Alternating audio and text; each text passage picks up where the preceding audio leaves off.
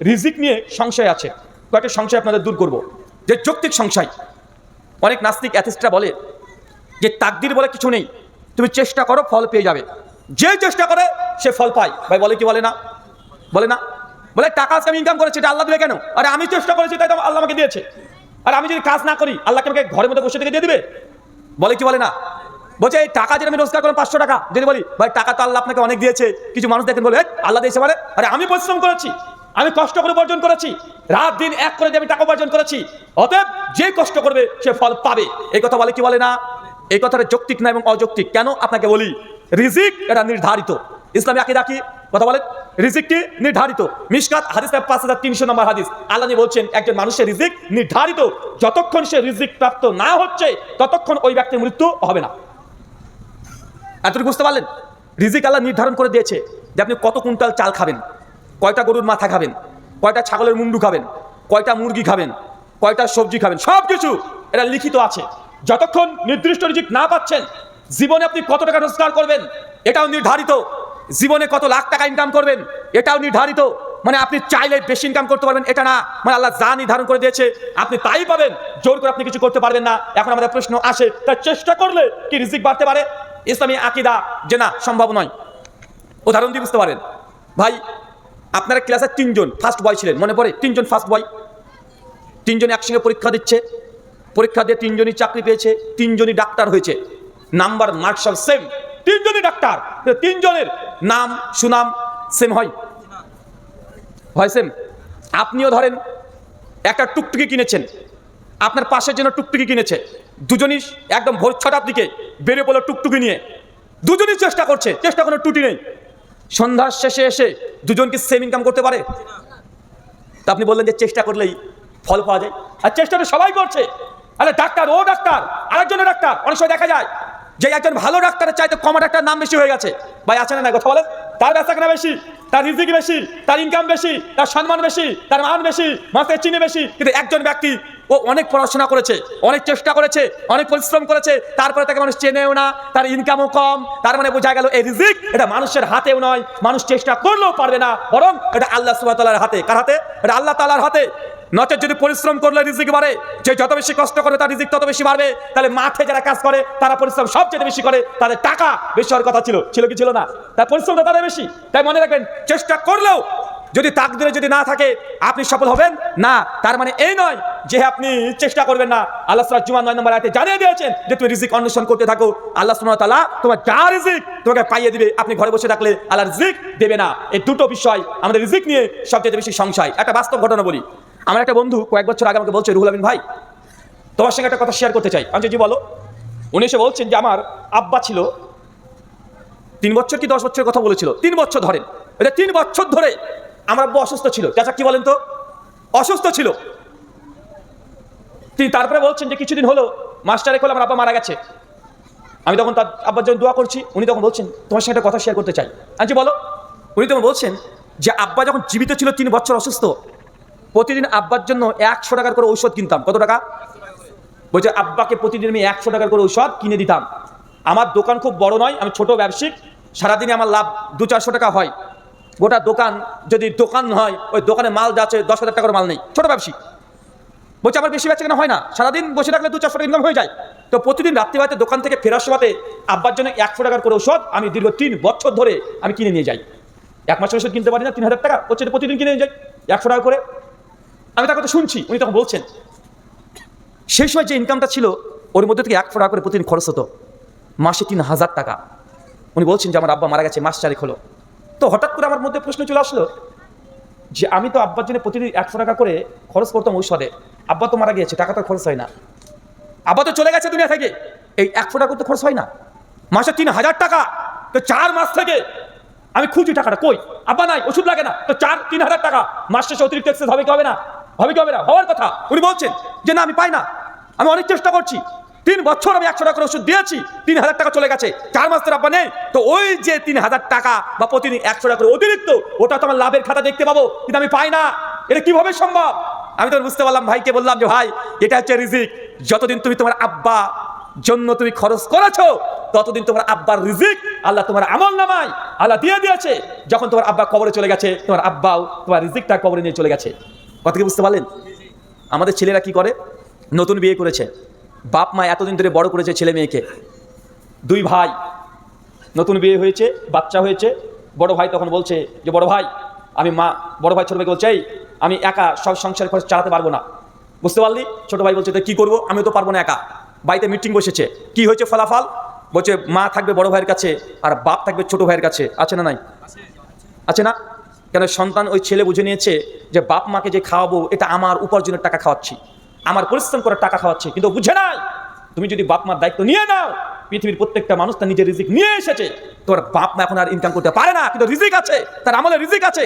যখন তুমি তার দায়িত্ব নিয়ে নিবে, আল্লাহ সুবহানাহু ওয়া তাআলা তোমার আমলে, তোমার অর্থের মধ্যে তোর বাপের রিজিক যা খায়, যা পড়ে, যা তুমি খরচ করবে, আল্লাহ কোন দিক থেকে তোমার আমল নামায় আল্লাহ সেই রিজিকটাকে ট্রান্সফার করে দেয়। মানুষ বুঝে নাই, ঝামেলা করছে, বড় ভাই ছোট সে ঝামেলা করছে যে আমি বাপ নিব না, তুই মানে, আর আমি 3 মাস টাকা ওষুধ দিয়েছি, আরে এই মাসে তো আমি আবার ওষুধ কিনে দিলাম, পরের মাসে তুমি দাও। কিন্তু ওই ভাই যদি বুঝতো, ছেলে যদি বুঝতো যে বাপের যদি আমি মাসে 3000 টাকা ওষুধ আমি ক্রয় করে দিই, ওই টাকাটা ওই রিজিক বাপের, আল্লাহ সুবহানাহু ওয়া তাআলা তার আমলনামায় দিয়ে দিচ্ছে। কেন? দায়িত্ব সে নিয়েছে এই জন্য। চলেন, আপনি বুঝতে পারছেন না, এই জিনিসটাকে উল্টো করে একটু বুঝাই। মেয়েরা, একটা মেয়ের বয়স 40 ধরন হয়ে গেছে, মেয়েটার বাচ্চা নেই, বাচ্চা হয় না, বা বিয়েই করেনি। পৃথিবীর সমস্ত বিজ্ঞান সায়েন্সকে ডেকে আনেন, মেয়েটার স্তন থেকে 1 ফোঁটা দুধ বের করতে পারবেন? চাচা, একটা মেয়ের বয়স 40 ধরেন, ও বিয়ে করেনি বা বিয়ে করেছে কিন্তু বাচ্চা হয় না, এরকম মেয়ে আছে না নাই? এমন গোটা বিশ্বের ডাক্তার সায়েন্সকে যদি একত্রিত করে দেন, তারপরে কি 1 ফোঁটা ওই স্তন থেকে দুধ বের করানো সম্ভব? সম্ভব নয়। কিন্তু একটা 16 বছরের মেয়ের বিয়ে দিয়েছেন, 1 বছর পর বেবিজ কনসেপ্ট করেছে, বাচ্চা যদি দুনিয়াতে চলে আসে, দুগ্ধে চলে আসে কি আসে না? আসে না? কেন? এটা রিজিক। এটা কি রিজিক? কিভাবে আসে? একটু বায়োলজিক্যাল বিষয়টা আপনাকে বুঝিয়ে বলি। স্বামী স্ত্রী যখন ফিজিক্যাল রিলেশন করে, শুক্রকীট ডিম্বাণুর সঙ্গে একত্রিত হবে, যখন আল্লাহ সুবহানাহু ওয়া তাআলা একটা শুক্রকীটকে কবুল করে নাই, বাচ্চা যেদিন কনসেপ্ট করছে ওই দিন দেখবেন মেয়েদের রজ তথা মেন্স এটা বন্ধ হয়ে যায়। বন্ধ হয় কি হয় না? ওটা কি? রক্ত, নাপাক রক্ত, দুর্গন্ধযুক্ত রক্ত, এটা একটা অপ্রয়োজনীয়, একটা বজ্র পদার্থ। যেই দিন মা সন্তান বেবি কনসেপ্ট করেছে সেই দিন থেকে দেখবেন তার রজ, তার এই ঋতুস্রাব হায়েস এটা বন্ধ করে দেয় আল্লাহ। কেন করে দেয়? এখন এই রক্ত, নাপাক রক্ত, এই নারীটা ওই বাচ্চার নারীর সঙ্গে আল্লাহ যুক্ত করে দেয়। যতদিন পেটে থাকবে কি খাবে? কি খায়? ওই রক্তটা খেয়ে খেয়ে বড় হচ্ছে। তার রিজিক মায়ের পেটে আল্লাহ ব্যবস্থা করে দিয়েছে। আপনি ব্যবস্থা করে দিয়েছেন? জি। মা বুঝতে পারে, ছেলে বাপ বুঝতে পারছে যে ছেলে 10 মাস গর্ভে আছে, কোথায় খাবার পাচ্ছে।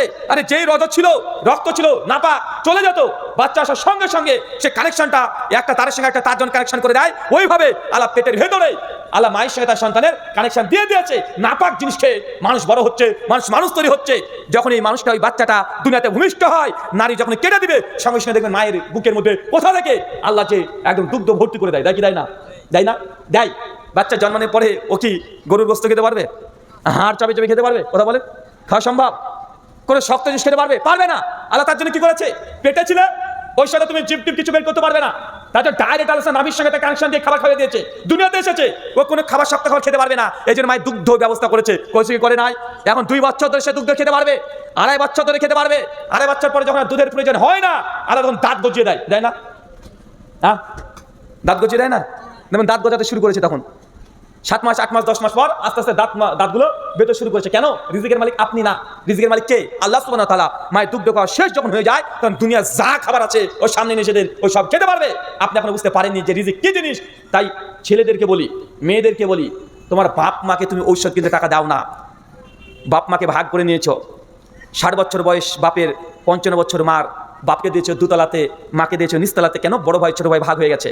এক বাড়িতে মা আছে, আর এক বাড়িতে বাপ আছে, দুজনে বিচ্ছেদ ঘটে দিয়েছো সামান্য খাদ্যের জন্য। আছে না? কথা বলে সামান্য খাদ্যের জন্য। আল্লাহি, আল্লাহর কসম, আপনি বাপ মা দায়িত্ব নিয়ে নেন, জেনে রাখবেন আপনার রিজিকের মধ্যে আল্লাহ বরকত দিবেনই দিবেন। কেন? এই যেখানে আপনার পেটের সন্তান যেমন আপনার রিজিক খায় না, ও নিজের রিজিক নিয়েই জন্মগ্রহণ করে। কি করে না? কথা বলে মায়ের স্তন দুধ ছিল না, বাচ্চা যখন এসেছে আল্লাহ দুগ্ধ দিয়ে দিয়েছে। প্রত্যেক মানুষকে আল্লাহ রিজিক দিয়ে পাঠান। আপনি আর রাজ্জাক নন, আল্লাহ সুবহানাহু ওয়া তাআলা রাজ্জাক। তাই আপনার পিতা এবং মাতা যারা আছে তাদের দায়িত্ব গ্রহণ করেন, ইনশাআল্লাহ বরকত আসবে, আসবে আসবে। মিশকা হাদিস না 5300 আল্লাহ বলছেন কিয়ামত আর 2টো জিনিস মানুষকে খুঁজে বেড়ায়। কয়টা জিনিস? চাচা, কয়টা জিনিস খুঁজে বেড়ায় মানুষকে? একটা হচ্ছে মৃত্যু। কি? মৃত্যু। আপনি যেখানে লুকিয়ে থাকেন, যত বড় ডাক্তারের কাছে চলে যান, যত বড় আপনি আইসিইউর মধ্যে ঢুকে যান, যদি মৃত্যু যদি লেখা থাকে, লেখা আছে কলকাতা মেডিকেল হসপিটালে মৃত্যু হচ্ছে কালকে 10:11 সকাল। এখন বক্তব্য শুনছেন কিভাবে যে কাল সকাল 10:11 মেডিকেল হসপিটালে পৌঁছে যাবেন, আপনি এখন নিজেই জানেন না। কেন? মৃত্যু মানুষকে খুঁজে বেড়ায়। আপনি লুকিয়েও আপনি করে কিনারা করতে পারবেন না, যত বড় ডাক্তার হোক পারবেন না। মৃত্যু যখন আসবে আপনি ধরে ফেলবে। কেন? মৃত্যু আপনাকে খুঁজে বেড়ায়। 2, রিজিক। কি বলেন তো? একটা কে খুঁজে বেড়ায়? রিজিক। রিজিক আপনাকে খোঁজে কিভাবে? দেখবেন আপনি অনেক ব্যবসা করেছেন, কোনো ব্যবসাতে সফল হন নাই, অনেক ট্রাই করেছেন, সফল হন নাই। লাস্টে অনেক মানুষ দেখবেন চায়ের ব্যবসা করে ও লাখপতি কোটিপতি হয়ে গেছে। আছে না? নাই? আছে না? আবার অনেক মানুষ দেখবেন বাপের কোটি কোটি সম্পত্তি ছিল কিন্তু ওর ভোগ নাই, ওর রিজিকে নেই। বাপ মারা যাওয়ার সঙ্গে সঙ্গে তার সম্পত্তি সব ধ্বংস হয়ে গেছে। আছে না? নাই? ভাই আপনি মনে করেন না রিজিককে মনে করেন সম্পূর্ণ আল্লাহর হাতে। কার হাতে? কার হাতে রিজিক? সম্পূর্ণ আল্লাহর হাতে। আপনি চেষ্টা করলেও পারবেন না। কারণ আপনাকে একটু আগে উদাহরণ দিয়ে বলেছি, একই মানুষ দুজন টুকটুকি নিয়ে সকালবেলা বের হয়, দুজনের টুকটুকি ভালো, same company, same brand, same সময় বেরিয়েছে, সেম সময় যদি আসে তারপর দুজন ইনকাম সমান হবে না। দুজন ডাক্তার হয়েছে, এমবিবিএস ডাক্তার, পাশাপাশি চেম্বার করবে, দুজনের কাছে সেম রুগী আসবে না। সে ডাক্তারের সেম ইনকাম হয় না। পাশাপাশি চায়ের দোকান, দুজনই সেম দোকান করেছে, তারপর দুজনের বেচা কিনা সমান হয় না। আপনি চেষ্টা করলেও হবে না, এটা আল্লাহর পক্ষ থেকে নির্ধারিত। কত বুঝতে পারছেন? তাই রিজিক নিয়ে টেনশন নয়। আল্লাহ বলছেন দুটো জিনিসকে মানুষকে খুঁজে বেড়ায়, একটা হচ্ছে মৃত্যু, একটা হচ্ছে রিজিক। অতএব তোমরা যার রিজিক আছে, যতক্ষণ তুমি প্রাপ্ত রিজিক অর্জন না করছো আল্লাহ ততক্ষণ তোমার মৃত্যু দিবে না। মানে আল্লাহ আপনার রিজিকে যা লিখে রেখেছে, যতক্ষণ আপনি না পাচ্ছেন ততক্ষণ আপনি মরবেন না। ইমাম হাজি আসকালানী ফাতুল বারীর মধ্যে বলছেন, অতএব হে মুসলমান সমাজ, তোমার রিজিক নির্ধারিত। তুমি যেই ইনকাম, যে টাকা উপার্জন করতে যাচ্ছ হারাম পদ্ধতিতে, সুদ খেয়ে, ঘুষ খেয়ে, জেনা করে, ব্যভিচার করে, ওইভাবে টাকা রোজগার করার দরকার নেই। সবর করো, ধৈর্য ধারণ করো, অচিরে সে রিজিক তুমি অটোমেটিক হালাল পথে পেয়ে যাবে। কথা কি বুঝতে পারলেন? মানে আজকে আপনি দোকানদারি করেছেন, সারাদিন 50 গ্রাম করে আলু কম দিয়েছেন, 20 কেজি আলু বিক্রি করেছেন, টোটাল প্রায় 1 কেজি ধরেন কম আলু দিয়েছেন মানুষকে। কেন? আপনার বাটখারাটা কম করে গেছেন, প্রতারণা করছেন। এরকম আছে না? নাই? আল্লাহ নবী কি বলছেন? এবার প্রতারণা করে 2 নম্বর করে ব্যবসা করো না, তোমার রিজিক যা নির্ধারিত। এখন আপনি যদি এই 1 কেজি যে আপনি দাড়ি বাট করে কম দিয়ে ইনকামটা করলেন, 20 টাকা লাভ করেছেন, আপনি যে সবর করতেন, এই প্রতারণা না করতেন, দিন শেষে আল্লাহ সুবহানাহু ওয়া তাআলা দেখো ওই ইনকামটাই, যেই টাকা লাভ করেছেন, অন্য কোনো দিক থেকে আপনাকে দিয়ে দিতেন না? আল্লাহ দিতে পারেন। তাই বলছেন যে খবরদার হারাম অন্বেষণ করো না। তুমি যেই টাকাটা তুমি হারাম পথে পাচ্ছ, সবর করো, তুমি ধৈর্য ধারণ করো, তোমার রিজিক তুমি অটোমেটিক হালাল পথে পেয়ে যাবে। কোন পথে পাবেন? কোন পথে? হালাল পথে পেয়ে যাবেন। আপনি যুবক আছেন, চাকরির জন্য আপনাকে ঘুষ দিতে বলেছে, আপনি বলছেন ইন্নী আখাফুল্লাহ, নিশ্চয়ই আমি আমার রব আল্লাহকে ভয় করি, আমি ঘুষ দিয়ে চাকরি নেব না, ঘুষের আমার প্রয়োজন নেই। আপনি আল্লাহকে ভয় করে ঘুষ দিয়ে চাকরি নিচ্ছেন না, কারণ আপনি জানেন চাকরি করলে 20 থেকে 30 হাজার টাকা ইনকাম করতে পারবেন। আপনি আল্লাহর ভয় যদি পরিত্যাগ করে দেন, দেখবেন অচিরে সবর করেন, আপনি এমন একটা বিজনেস, এমন একটা চাকরি পেয়ে যাবেন, ঘুষ ছাড়াই এমনি সেম টাকা উপার্জন করতে পারবেন। কি পারবেন না? যুবক ভাই তরুণদেরকে আরেকটা কথা বলে দিই, মনে রাখবেন চাকরির পেছনে ছুটবেন না। কি বললাম? চাকরির পেছনে ছুটবেন না। চাকরি রিজিককে সংকীর্ণ করে দেয়। কি করে দেয়? চাকরি রিজিককে কি করে দেয়? সংকীর্ণ, বাইন্ডিং করে দেয়, বেঁধে দেয়। আপনি একটা চাকরি করছেন, 40,000 টাকা বেতন পাবেন, রিজিক কি সংকীর্ণ হয়ে গেল না? বাধা হয়ে গেল, একদম বেঁধে দিল। চাকরি হচ্ছে আধুনিক দাসত্ব। কি বলেন তো? আধুনিক দাসত্ব। আধুনিক দাসত্ব মানে 40,000 টাকা দিয়ে তোমাকে কিনে নিলাম, 20,000 টাকা দিয়ে কিনে নিলাম, আপনি এর চেয়ে বেশি ইনকাম করতে পারবেন না। এই জন্য ইসলামী সাহিত্যে, ইসলামী হিস্ট্রি দেখেন, কোন নবী রাসূল তারা চাকরি করতেন না। কি করতেন? ব্যবসা। সহিহ বুখারী 2072 নম্বর হাদিস। আল্লাহ বলছেন, আল্লাহ দুনিয়াতে এমন কোন নবী রাসূল পাঠান নাই যাদেরকে দিয়ে ছাগল চুরিয়ে নেন নাই। কি চুরিয়ে নেন নাই? ছাগল চুরিয়ে নেন নাই। সমস্ত নবী রাসূলকে আল্লাহ সুবহানাহু ওয়া তাআলা ছাগল চুরিয়ে নিয়েছে। সাহাবারা বলছে, ইয়া রাসূলুল্লাহ, আপনাকেও? আল্লাহ বলছে, জি, আমিও কুরাইশদের ছাগল চুরিয়েছি এক রাতের বিনিময়ে। দাউদ আলাইহিস সালাম, সুলাইমান, সবাইকে দেখেন, বেশিরভাগ নবী রাসূল কেউ দর্জি করতো, কেউ কৃষির কাজ করতো কি করতো না? কথা বলেন। আবু বকর কাপড়ের ব্যবসা করতো, সাহাবীদের মধ্যে দেখেন ওমর, ওসমান, আলী, সবাই তারা ব্যবসা করতো। কেন? ব্যবসা, এখানে বরকত আছে। চাকরি রিজিকের সংকীর্ণ বেঁধে দেওয়া। ভারতবর্ষের মোদিজি ক্ষমতায় যাচ্ছে, তাই না? কিন্তু ভারতবর্ষ চালায় কে? কে বলেন তো? পানি বোতলটা দেন। কে চালায়? হ্যাঁ, না, ভারতের অর্থনীতি কে চালাচ্ছে? আরে আম্বানি। কে? আম্বানি। ওকে চাকরি করে না ব্যবসায়িক? কে? গোটা বিশ্বের যতগুলো রাষ্ট্র আছে জেনে রাখবেন, এই রাষ্ট্রের কাছে রাষ্ট্রের প্রধানমন্ত্রী যিনি, তিনি কার মুখাপেক্ষী জানেন? কার পাচাটে? সেই দেশের সবচেয়ে বড় ব্যবসায়িকের কাছে। কেন বলেন তো? মোদিজি এখন যদি 2000 কোটি টাকা লাগে, কে দিবে? স্কুলের মাস্টার দিতে পারবে? ইঞ্জিনিয়ার দিতে পারবে? প্রফেসর দিতে পারবে? কে দিবে? ব্যবসায়িক। কে দিবে? ব্যবসায়িক দিবে। আম্বানিকে বলবে যে দাদা কিছু মনে করবেন না, 2000 কোটি টাকা লাগবে আমাদের এবারকার ইলেকশন করতে। কি করতে? কথা বলেন না। ইলেকশন করতে 2000 কোটি টাকা লাগবে। মোদিজিকে বলবে আম্বানিকে, তার 2000 কোটি টাকা দিয়ে দিবে। গোটা বিশ্বের যত রাজনীতি আছে, যারা গোটা বিশ্বকে প্রধানমন্ত্রীকে চালাচ্ছে সেই দেশের বড় বড় ব্যবসায়িক যারা আছে তারা। বাংলাদেশকে চালাতো কে আগে? হাসিনাকে কে চালাতো? ব্র্যাক। কে কথা বলেন? ব্র্যাক, বড় বিজনেস প্রতিষ্ঠান বাংলাদেশের। তার মানে আপনাকে বুঝতে হবে ব্যবসায়িকরাই একটা রাষ্ট্র চালায়। কে চালায়? ব্যবসায়িকরা কি চালায়? ব্যবসায়িকরা রাষ্ট্র চালায়। আম্বানির বিরুদ্ধে মোদিজি জিন্দগিতে এক ধাপ কথা বলতে পারবে না। পারবে? আম্বানি হ্যাঁ বললে হ্যাঁ, না বললে না। উঠতে বলে উঠবে, বসতে বলে বসবে। কেন? কারণ অর্থনীতি গোটাই আম্বানি দেখভাল করে। কে করে? আম্বানি দেখভাল করছে। তার জন্য আমি যুবকদেরকে বলেছি আগে থেকে যে মুসলমান, চাকরি হচ্ছে আধুনিক দাসত্ব। আধুনিক দাসত্ব মানে আপনাকে আজকে চাকরি পেয়ে গেলেন, এই মাত্র 30-40 হাজার টাকা, এটাই বেতন।